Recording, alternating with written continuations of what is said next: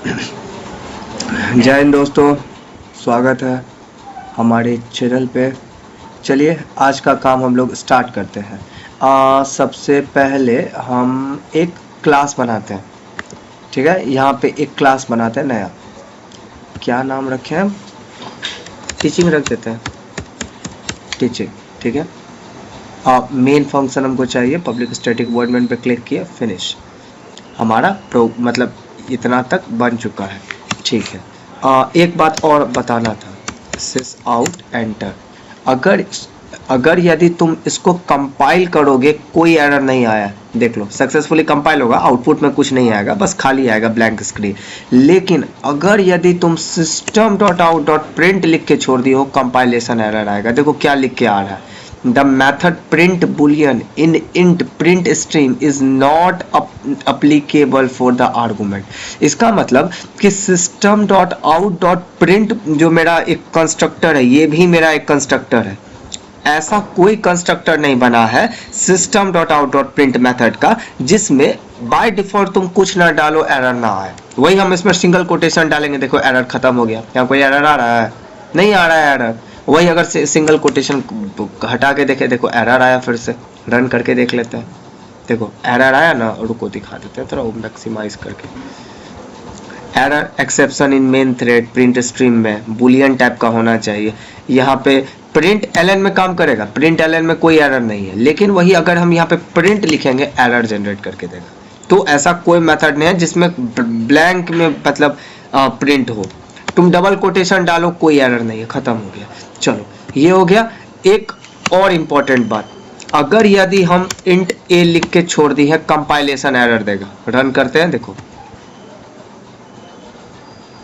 अरे हमको प्रिंट भी तो करवाना होगा एक। I am sorry sis out.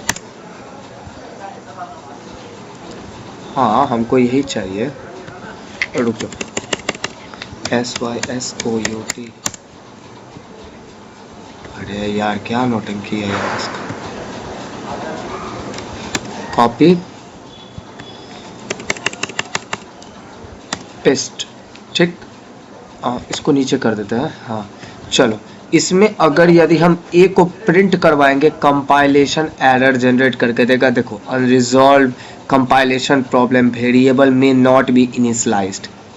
यहाँ भी तुमको वार्निंग दे रहा है, द लोकल वेरिएबल ए क्या है, the local variable a may not have been initialized. मतलब कि मेन फंक्शन के अंदर में तुम ये मेन फंक्शन के ये ब्रैकेट के अंदर का ही कोड है ना, तो ये इसका लोकल वेरिएबल है। लोकल वेरिएबल को इनिशियलाइज किए बिना तुम नहीं छोड़ सकते हो।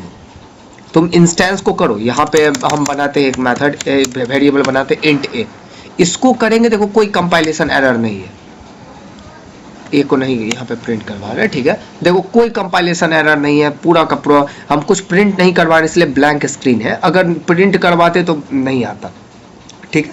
बट अगर यदि हम इसी इंट ए को मेन फंक्शन के अंदर लिखेंगे, कंपाइलेशन एरर जनरेट करके देना स्टार्ट कर देगा। ये ऊपर में इसलिए नहीं दिखा रहा होगा, आ जाएगा यहाँ कंपाइलेशन एरर। हम रन करके दिखा देते हैं एक बार फिर से। अच्छा हमको ए को प्रिंट भी करवाना होगा, कंपाइलेशन एरर आ गया ना फिर से। ये है तुम्हारा दूसरा टेक्निक। अब मेरा मेन टॉपिक था इंस्टेंस वेरिएबल, ठीक है। हम देखो ये इस लाइन को भूल जाओ, ये तो मेरा पैकेज का है, ये मेरा पैकेज बाय डिफॉल्ट है। इस लाइन को तुम भूल जाओ, पैकेज लैब डॉट कोड ऐसे करके इसको भूल जाओ। ये यहाँ से हमारा क्लास स्टार्ट है, ठीक है। हम क्लास बनाए टीचिंग नाम से, उसके जस्ट बाहर में हम इंट ए किए, ठीक है। इंट ए नाम का एक वेरिएबल लिए, और ये वेरिएबल मेरा इंस्टेंस वेरिएबल है। इंस्टेंस वेरिएबल पहचानोगे कैसे कि इंस्टेंस वेरिएबल होता है, कि अगर यदि ये ब्लॉक ऑफ कोड के अंदर हो तो लोकल वेरिएबल है। जैसे कि ये मेन फंक्शन के अंदर हम अभी जस्ट इंट ए को लिखे थे, तो वो उसका लोकल वेरिएबल था। लेकिन ये किसी फंक्शन के बाहर है और क्लास के अंदर है। ये जो क्लास है इसके अंदर है लेकिन फंक्शन के बाहर है। तो ये अब दो ही मतलब वेरिएबल तीन ही टाइप का होता है जावा में, लोकल, स्टैटिक और इंस्टेंस। लोकल नहीं हुआ, अब बचा दो केस, या तो हो सकता है ये स्टैटिक हो या हो सकता है इंस्टेंस हो। अब पहचानेंगे कैसे कि ये स्टैटिक है या इंस्टेंस है? तो अगर यदि ये स्टैटिक वेरिएबल होगा तो इसके पीछे स्टैटिक कीवर्ड लगा रहता है। अगर हम यहाँ स्टैटिक लगा दिए तो इसका मतलब ये स्टैटिक वेरिएबल है, और इसके पीछे अगर कुछ नहीं लगा हुआ है इसका मतलब है कि ये इंस्टेंस वेरिएबल है। ठीक है इतना कर लिए। चलो अब आगे का प्रोसीजर बताते हैं। मान लो हम कैसे मतलब इंस्टेंस वेरिएबल का एक्सेस कैसे करते हैं। जैसे मेरा टीचिंग नाम का क्लास था, इसको कॉपी करते हैं और थोड़ा ऊपर जाते हैं, teaching t is equal to new teaching. ठीक है ऐसे करके ये मेरा एक ऑब्जेक्ट बना है इस टीचिंग क्लास का। ठीक है ऑब्जेक्ट बना है, हम लोग कैसे उसको कॉल करते थे, t.a करते थे ना, वो एस आउट में लिखते थे, सिस आउट। अरे यार ये कितना झमेला करता है यार, यहाँ पे लिख देते हैं पूरा system dot out dot println में टी डॉट ए, ऐसे करके हम इसको एक्सेस करते थे।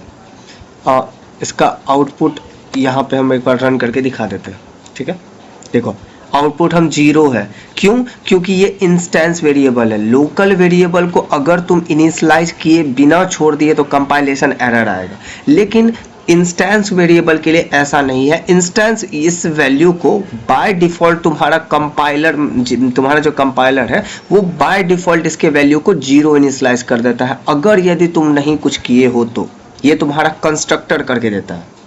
ठीक है बाय डिफॉल्ट कंस्ट्रक्टर होता है, वो उस वैल्यू को इनिशियलाइज करके देता है।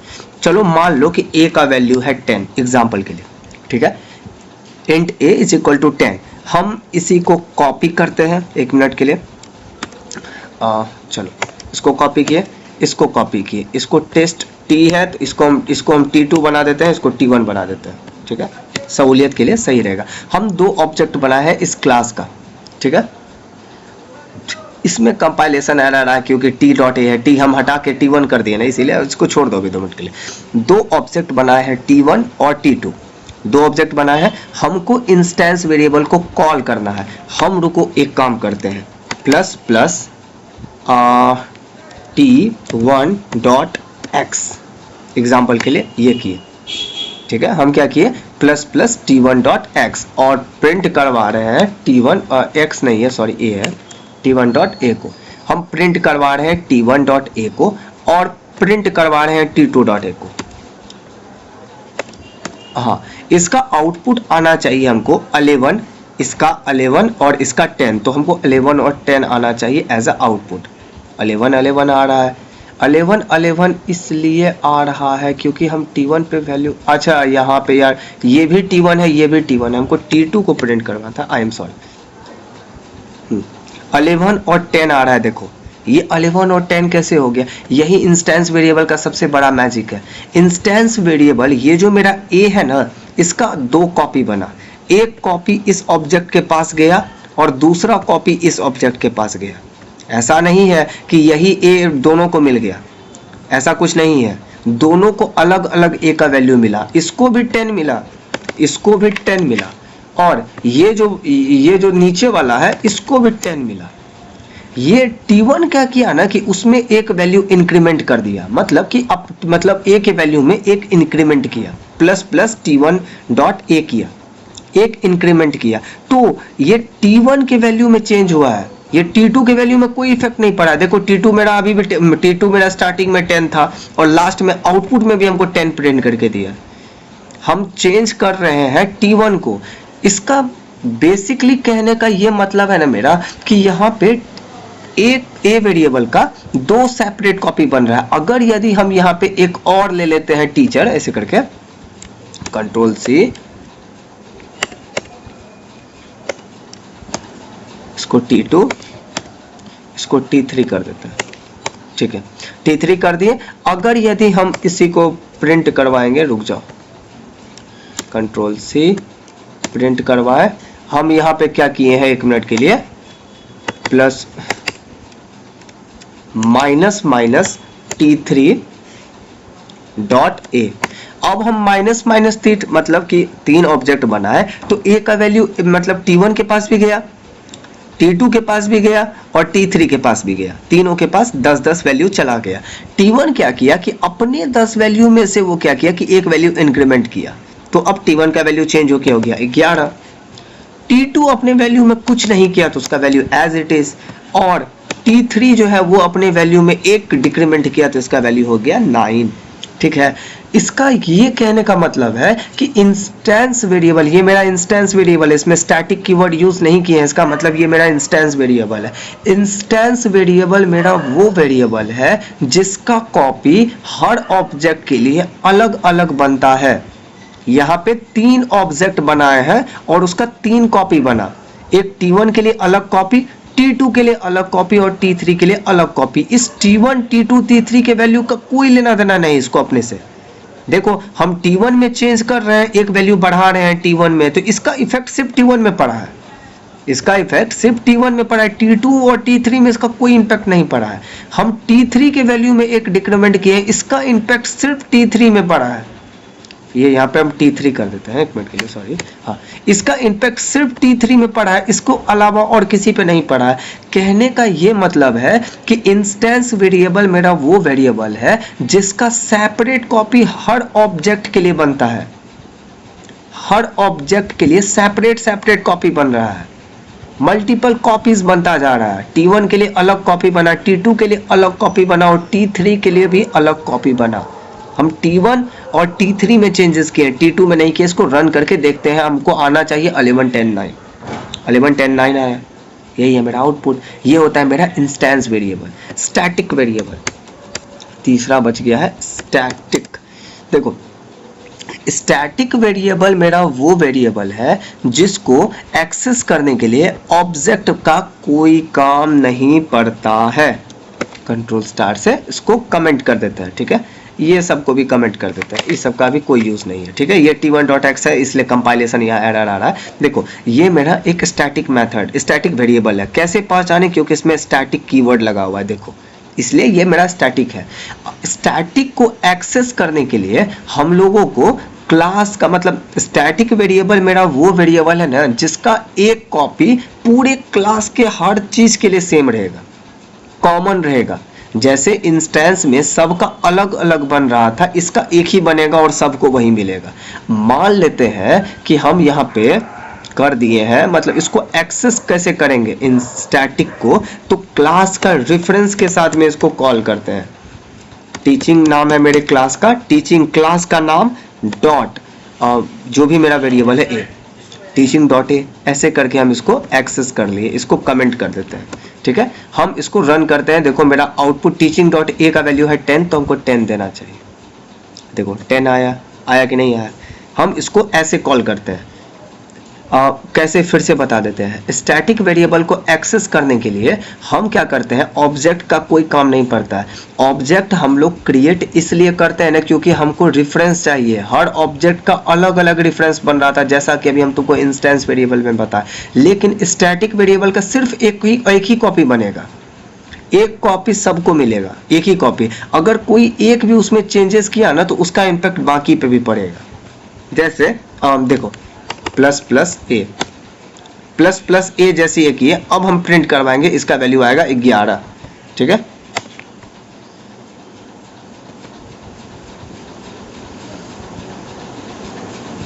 कंट्रोल से रुक जाओ, हम इससे अच्छा है कि हम इस सबको अनकमेंट कर देते हैं थोड़ा देर के लिए। हाँ, ये कर दिए।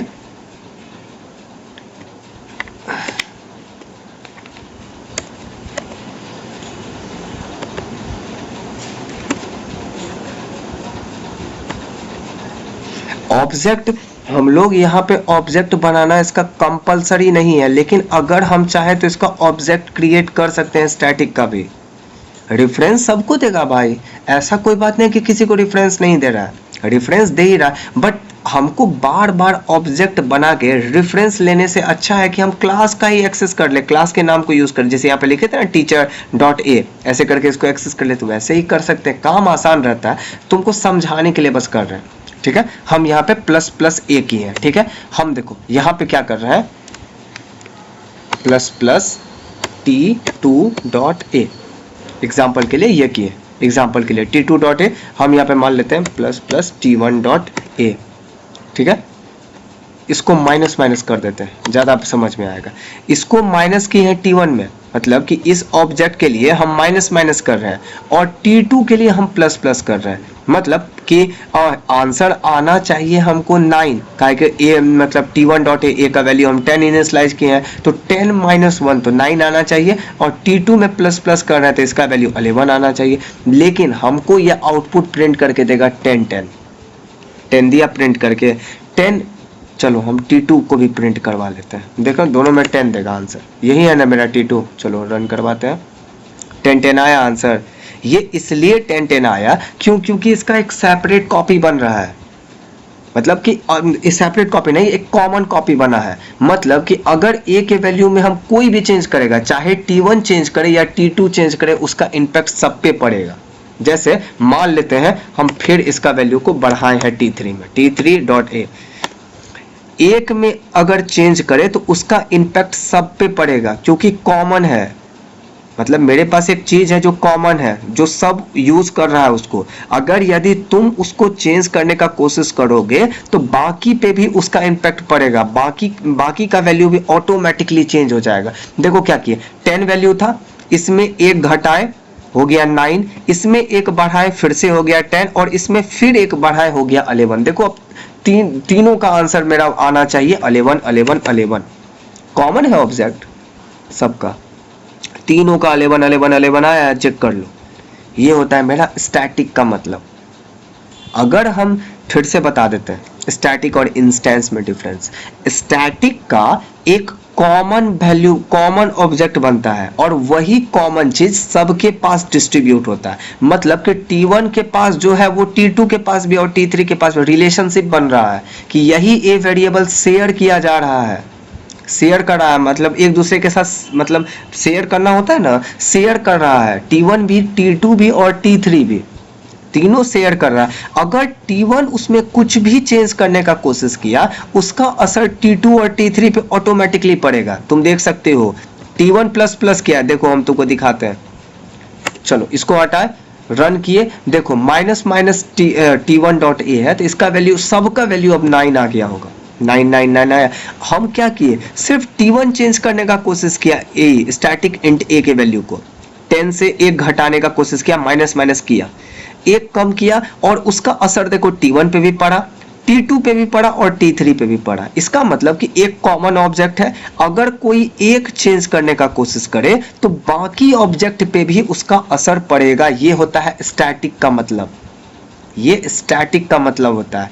और इंस्टेंस का मतलब होता है कि सेपरेट कॉपी बन रहा है, सबका सेपरेट अलग अलग कॉपी बन रहा है। अगर यदि हम T1 डॉट ए में माइनस माइनस किए हैं तो इसका असर सिर्फ T1 डॉट ए पे ही पड़ना चाहिए, T2 और T3 को 10 का 10 ही रहना चाहिए। आंसर 9 10 10 आएगा। देखो 9 10 10 आया, क्यों? क्योंकि हम बस T1 के साथ डिक्रीमेंट कर रहे हैं, सेपरेट सेपरेट कॉपी बन रहा है, T1 के लिए अलग, T2 के लिए अलग, T3 के लिए अलग। T1 के वैल्यू में हम एक डिक्रीमेंट कर रहे हैं, T2 और T3 को इससे कोई लेना देना नहीं है, इसीलिए वो एज इट इज 10 प्रिंट करके दिया है।